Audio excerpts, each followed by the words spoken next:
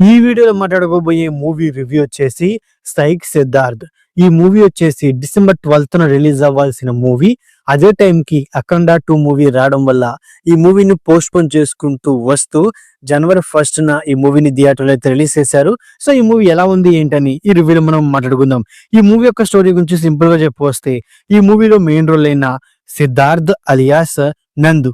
So Siddharth తనేంటి ఒకవైపు తను love లో ఫెయిల్ అయిపోతాడు, మరోవైపు తన బిజినెస్ పార్ట్నర్ కూడా తనని మోసం చేస్తాడు.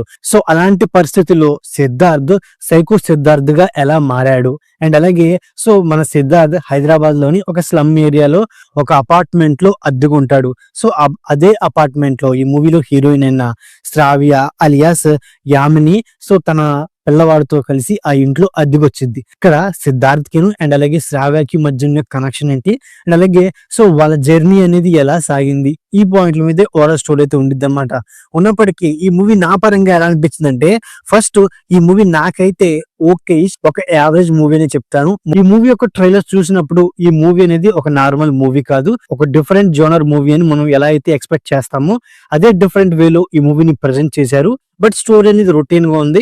ముఖ్యంగా సెకండ్ హాఫ్ అనేది కొన్ని పోర్షన్స్ లో ప్రెటబుల్ గా వెళ్ళిపోవడం వల్ల మూవీ అనేది అక్కడక్కడ డౌన్ అనే ఫీలింగ్ అయితే కలిగింది. బట్ మూవీలో మెయిన్ గా ఏంటి, ఫస్ట్ హాఫ్ అలాగే సెకండ్ హాఫ్ విషయానికి వస్తే సెకండ్ హాఫే కాస్త కూస్తూ ఎంగేజ్ చేసింది. బట్ ఫస్ట్ హాఫ్ అనేది మెయిన్ గా సాగదీసుకుంటూ వెళ్ళిపోయారు.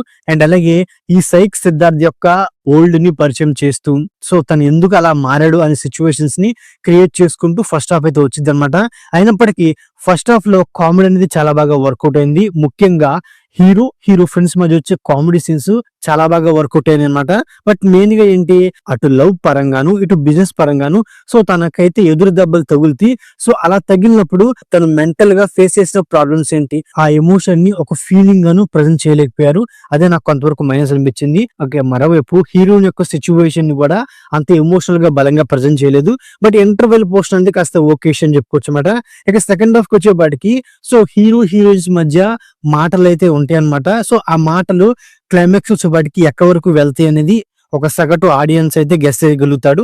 బట్ మెయిన్ గా ఏంటి, సిద్ధార్థ్ అండ్ అలాగే శ్రావ్య వాళ్ళిద్దరు కెమిస్ట్రీ అనేది సెకండ్ హాఫ్ లో చాలా బాగా వర్కౌట్ అయింది.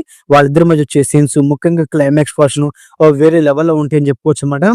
బట్ మెయిన్ గా ఏంటి, సైకో సిద్ధార్థ్ ఒక నార్మల్ సిద్ధార్థ్ గా ఎలా మారాడు అనే పాయింట్ అనేవి అంత బలంగా ఉండవు. శ్రావ్య అండ్ అలాగే సిద్ధార్థ్ వాళ్ళిద్దరు కలవడానికి ఉండే ట్రాక్ అనేది కూడా అంత బలంగా అయితే ఉండదు అనమాట. వాళ్ళిద్దరిని ఏదో ఫోర్స్ గా కలిపిన ఫీలింగ్ అయితే నాకైతే కలిగింది. ఇక మెయిన్ గా మాట్లాడుకోవాల్సి వస్తే ఈ మూవీలో బ్యాక్గ్రౌండ్ మ్యూజిక్ చాలా బాగుంది. ముఖ్యంగా ఈ మూవీలో కొన్ని సాంగ్స్ కూడా అంటే ఆ లవ్ అనే ఒక ఫీల్ ని చాలా బాగా క్రియేట్ చేసినాయి. ఈ మూవీ యొక్క సినిమాటోగ్రఫీ కూడా కొన్ని పోర్షన్స్ లో బాగుంది. ముఖ్యంగా ఎడిటింగ్ అనేది నాకు చాలా బాగా నచ్చింది. ఎందుకంటే ఓవరాల్ మూవీ మొత్తాన్ని ఒక గేమ్ లాగా డిజైన్ చేసిన తీరు, మనకి ప్రజెంట్ చేసిన తీరు నాకు కాస్త ఇంప్రెసివ్ గా ఉంది. ఇక మన డైరెక్టర్ విషయానికి వస్తే, డైరెక్టర్ గారు తను తీసుకున్న స్టోరీ రొటీన్ అయినప్పటికీ బట్ స్క్రీన్ ప్లే పరంగా ఉనండి లేకపోతే మూవీలో కొన్ని సీన్స్ ని ఏమన్నా కొత్తగా ప్రజెంట్ చేశారు అంటే అది కూడా ఏం లేదనే ఫీలింగ్ అయితే నాకు కలిగింది.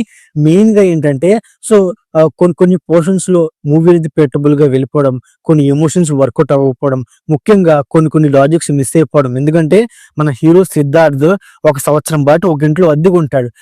ఆ ఇంటి ఓనరు ఆ ఇంటి పైనుంచి మన సిద్ధార్థ్ గుమ్మం ఎదురుగా బాక్స్ ను పడేస్తాడు అనమాట.